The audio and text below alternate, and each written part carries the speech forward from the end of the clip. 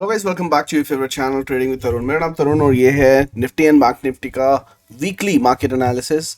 इसके बारे में बात करने वाले हैं। इससे पहले मैं एक छोटी सी वीडियो ऑलरेडी बना के दे चुका हूं जिसके ऊपर लेवल्स के बारे में डिस्कस किया था कि किस तरीके से हमारे पुराने लेवल्स ने मार्केट में काम किया। तो चलो, ये वीडियो बहुत ही इंटरेस्टिंग होने वाली है, तो लास्ट तक ज़रूर देखिएगा।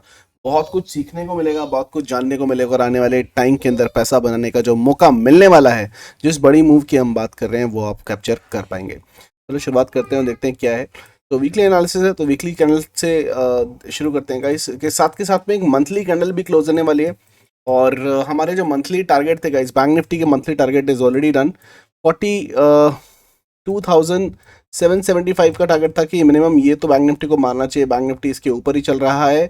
और मेरा निफ्टी का टारगेट था 18,700 का, जो इसने अभी तक नहीं दिया है, लेकिन इसकी पॉसिबिलिटी क्या हो सकती है वो भी देखने की कोशिश करेंगे।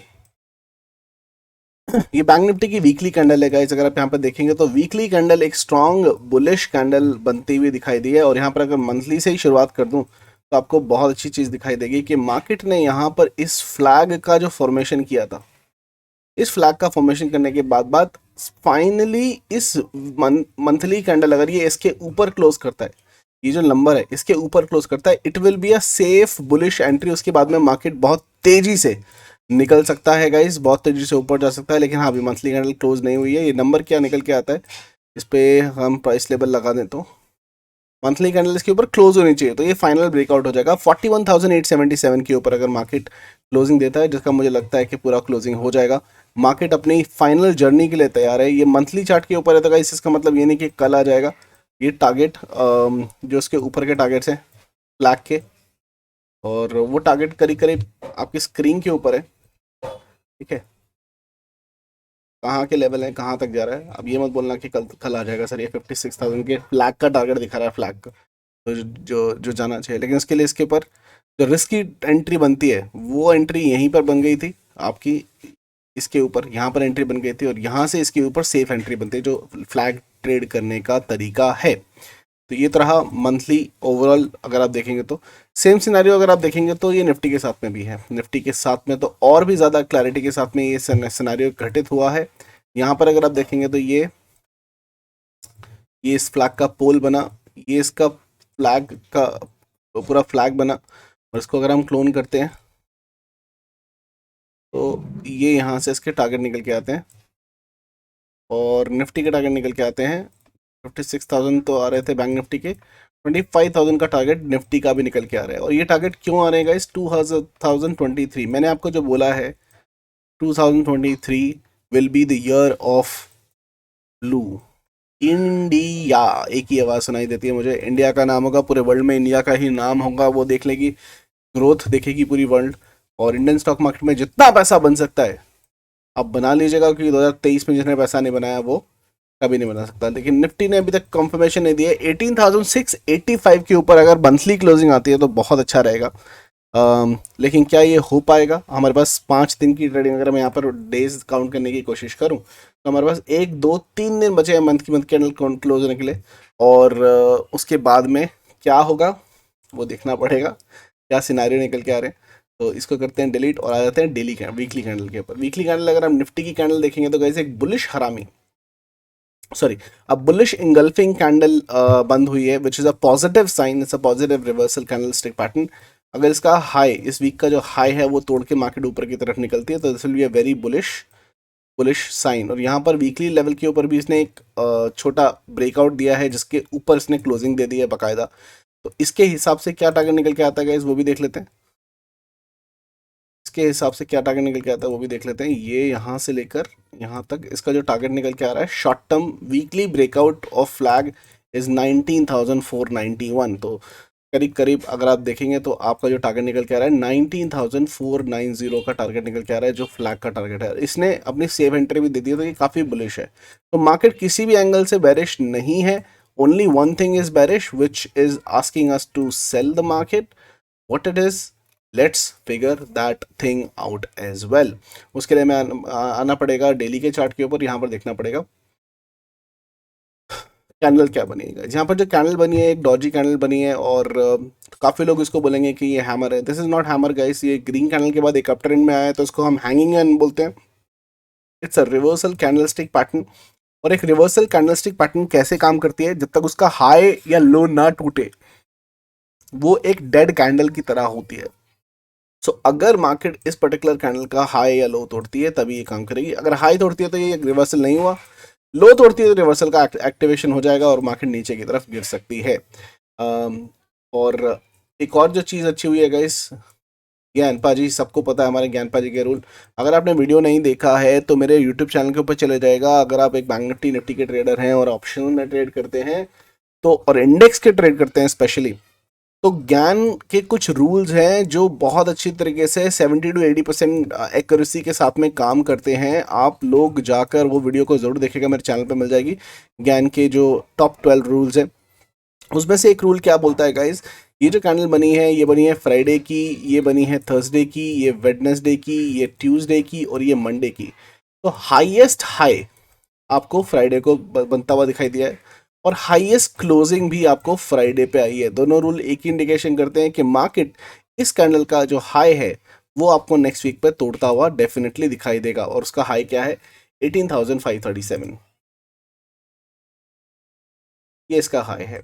तो नेक्स्ट वीक आपको डेफिनेटली 18,534 का लेवल टूटता हुआ दिखाई दे जाएगा। ठीक है, this is very much important guys कि आप इसको समझे। हालांकि बेरिश डाइवर्जेंस है लेकिन ओके, ये समझा कि लेवल आपको टूटता हुआ दिखाई दे सकता है।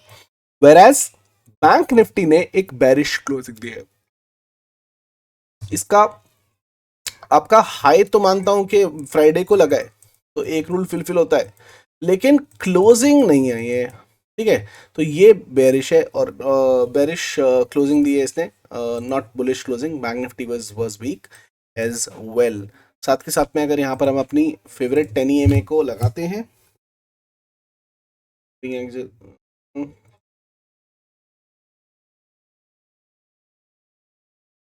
तो है इंडिकेटर, क्यों नहीं लगाना जरा, क्वेश्चन लेना पड़ेगा क्या? तो इंडिकेटर बेसिक में 3 लगते हैं, यहाँ 1 और 2 लगा रखा है, कौन सा है?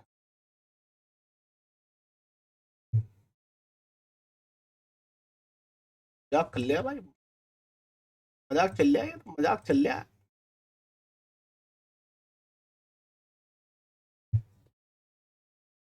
यहाँ पर 10 EMA लगाता हूँ तो गाइस यहाँ पर अगर हम कैलकुलेट करने की कोशिश करते हैं, 1 2 3 4 5 6 7 8 9 10 11, 11 कैंडल ऑलरेडी हो चुकी हैं। 15 से 17 कैंडल के अंदर मार्केट को ये 10 EMA को टच करने आना है। तो मार्केट ने दिखा दिया है। इस रूल को ट्रेड करते हुए गाइस मैंने बताया कि 11th कैंडल पे मैं अपनी पोजीशन बनाना शुरू कर देता हूँ। लेकिन अगर आप एक सेफ ट्रेडर और एंट्री लेना चाहते हैं सही टाइम के ऊपर, द मोमेंट आपको किसी भी प्रीवियस डे का कैंडल लो टूटता हुआ दिखाई दे जाता है, अगर ये तोड़ देता तो मैं एक बहुत बड़ी पोजीशन बनाता था। अब ये कैंडल का लो हो गया, ये अगर मार्केट इसका प्रीवियस लो तोड़ती है तो फिर डेफिनेटली शुरुआत हो गई है और मार्केट इस 10 EMA पर आकर रुकेगी ही रुकेगी। डेफिनेटली एक गिरावट आपको देखने को मिलेगी क्योंकि एक रैली के बाद ऐसा होता है। तो 11 दिन हो चुके हैं, 15 से 17 अगर मैं बात करूं तो